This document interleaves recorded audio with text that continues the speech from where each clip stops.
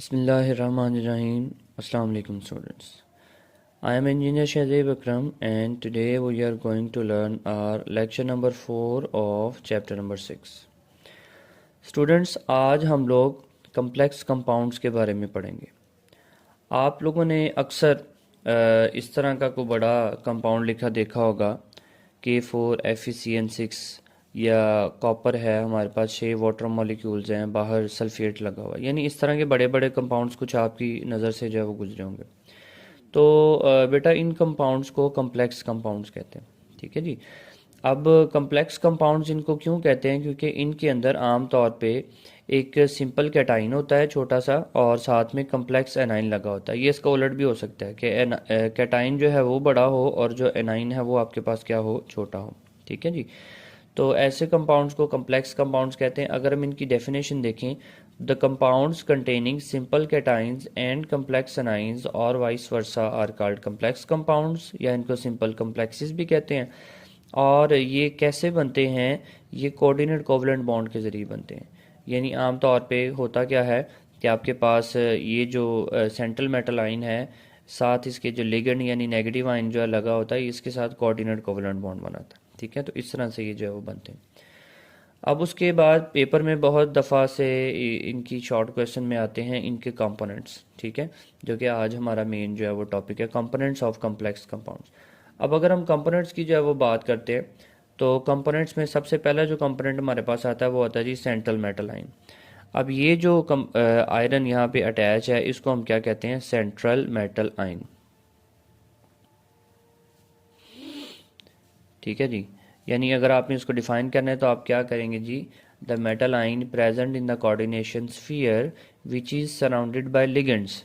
यानी इसके इर्द गिर्द जो भी कंपाउंड नेगेटिव आयन अटैच होते हैं इनको लिगेंड्स कहते हैं। ठीक है, तो the central metal ion is basically surrounded by a number of ligands. ठीक है जी। अब अगली बात है कि लिगेंड क्या होते हैं।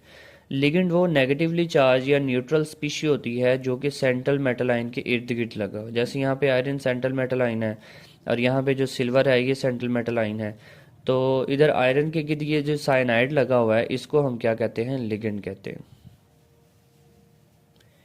ठीक है जी।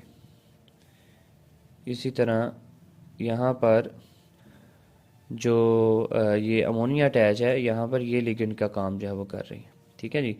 उसके बाद जो लिगेंड आपने याद रखना है, इसकी दो तरह से क्लासिफिकेशन है। ये मोनोडेंटेट भी हो सकते हैं और पॉलीडेंटेट भी हो सकते हैं।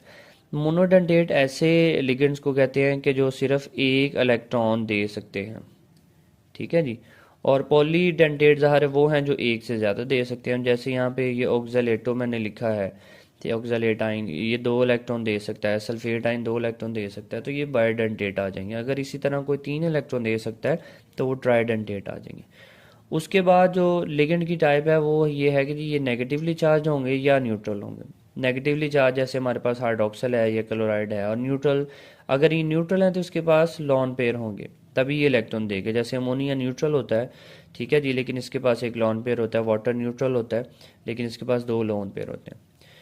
उसके बाद जी कोऑर्डिनेशन नंबर। कोऑर्डिनेशन नंबर क्या होता है कि जैसे कि मैंने आपको बताया कि ये जो लिगेंड हैं ये इन्होंने सेंट्रल मेटल आयन को इलेक्ट्रॉन देने हैं, तो जितने इलेक्ट्रॉन इन्होंने सेंट्रल मेटल आयन को दिए होते हैं उसको क्या कहते हैं? Coordination number. यानी इसको हम कैसे डिफाइन करेंगे? Number of electrons donated to central metal ion. कि सेंट्रल मेटल आयन को जितने भी इलेक्ट्रॉन्स दिए जा चुके होंगे तो उसको क्या कहेंगे? सेंट्रल कोऑर्डिनेशन नंबर कहेंगे। जैसे मिसाल के तौर पे हमारे पास ये ऊपर एग्जांपल हमने पढ़ी आयरन की, तो आयरन के साथ देखें साइनाइड अटैच है, तो एक साइनाइड एक इलेक्ट्रॉन दे सकता है, तो यहाँ पे 6 साइनाइड अटैच हैं, तो इसका मतलब है कि ये साइनाइड आयरन को 6 इलेक्ट्रॉन्स दे रहे हैं। ठीक है, तो यहाँ पे इसका कोऑर्डिनेशन नंबर क्या होगा? 6। इसी तरह अगर यहाँ पे बात करें तो एक अमोनिया एक इलेक्ट्रॉन दे सकता है, यहाँ पे 2 अमोनिया अटैच है, तो इसका मतलब है अमोनिया ने सिल्वर को 2 इलेक्ट्रॉन्स जब दिए हुए हैं, तो इसका जो कोऑर्डिनेशन नंबर है वो क्या होगा जी? 2 होगा। ठीक है जी। उसके बाद नेक्स्ट अगर हम बात करें तो हमारे पास आ जाता है जी कोऑर्डिनेशन स्फीयर।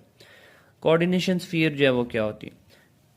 जब भी आपको ये कम्प्लेक्स कंपाउंड नज़र आ रहा है तो इस पूरी ब्रैकेट को इन शॉर्ट में क्या कहते हैं? Coordination sphere.